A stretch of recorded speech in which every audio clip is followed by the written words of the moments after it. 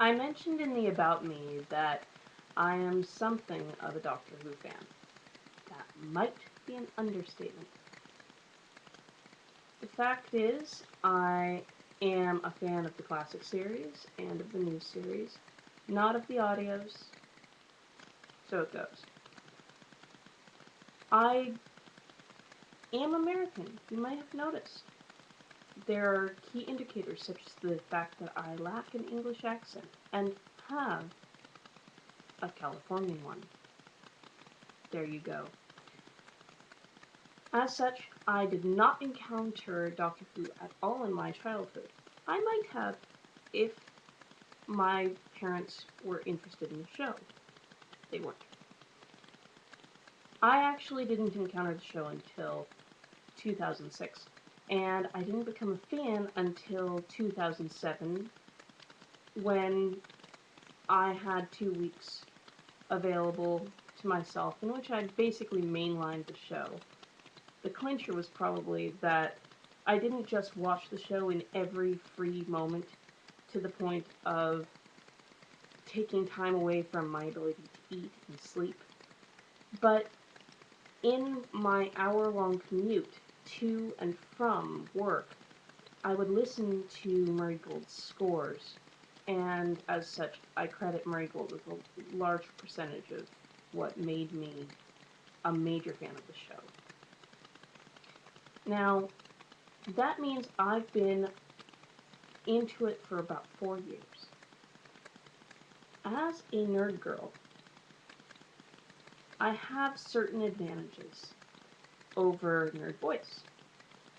One of them is this: whatever I am interested in, people around me start to get a little interested in just because the girl is interested in it. Well, that's not the only reason they got interested in Doctor Who. Of course, I wasn't the only person informing them about it, but it meant that every time one of them decided that they wanted to get into the show or they wanted to catch up on the show, then they thought of a single person with whom they wanted to share that new experience. And it doesn't just mean that. Because everybody else is taking a while to catch on, they notice every time they meet a new person who's interested in the show. About a year ago, I had this one friend who would tell me every single time he met a new person who was interested in Doctor Who. He worked at NASA. And he's probably going to watch this. As such, I apologize, but at least I'm not using your name. NASA is full of geeks and nerds and so forth. So for a while there, I was hearing about a new person who's interested in the show once a week. That's what it's like, being the person who everyone knows is interested in the show. It's, I'm sure, a very different experience from that of people who've grown up with it as part of their culture. Alright. I suppose the next usual question is, what is your favorite Doctor? Answer: I used to think I had one. I don't anymore because it's constantly changing. Initially, I saw about a 30-second clip of David Tennant before I saw anything else of the show. But the next thing I saw was an episode of Tom Baker. Specifically, Genesis of the Daleks was my first full storyline of Doctor Who. And following that was Remembrance of the Daleks. So, my favorite Doctor was jumping back and forth between 10 and 4 for quite a while. And then I got into the second Doctor after a while, and all of a sudden it was just, wait a second, it's not my first Doctor, It's not either of the ones who was sort of my first doctor. It's this other guy. And then it became 7, and then it became 5 for a little while. And it was even 1 for a while, and basically the only doctor who hasn't been my favorite doctor at some point is probably 6. There's a reason for that. I don't really like grumpy doctors. When I saw Remembrance, I didn't like Sylvester McCoy because he was grumpier than Tom Baker, and I didn't like seeing him grumpy. And then, of course, I got a nasty shock with Eccleston, and a much nastier shock with Hartnell.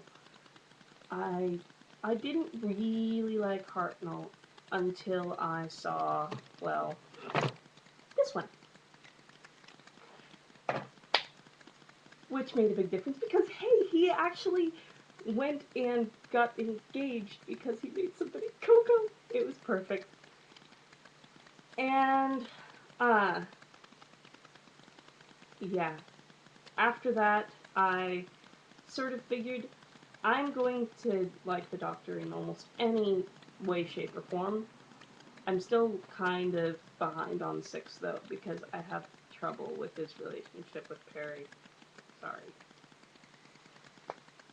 Alright. I do have a favorite episode, though. There is that. And it's actually this one. In case you can't tell, that's the War Games. And, it's pretty much because, not because it's the first episode that has the Time Lords, but because it's the first episode that really has a sense of inevitability to it. In the Aztecs, there's some sense that maybe the Doctor is going to be able to change something, or they'll be able to bring somebody along. But ultimately, it's a short story, and so you don't get the kind of build-up that you get in the War Games. Things repeatedly go wrong, and they get worse, and they get worse. And after everything has gone terribly, you see in the Doctor's face, finally, this despair when he knows the Time Lords are coming. And that is so meaningful to me. It's well worthwhile. Alright, so that's me and the show, pretty much. I am overly known as a fan among my friends. I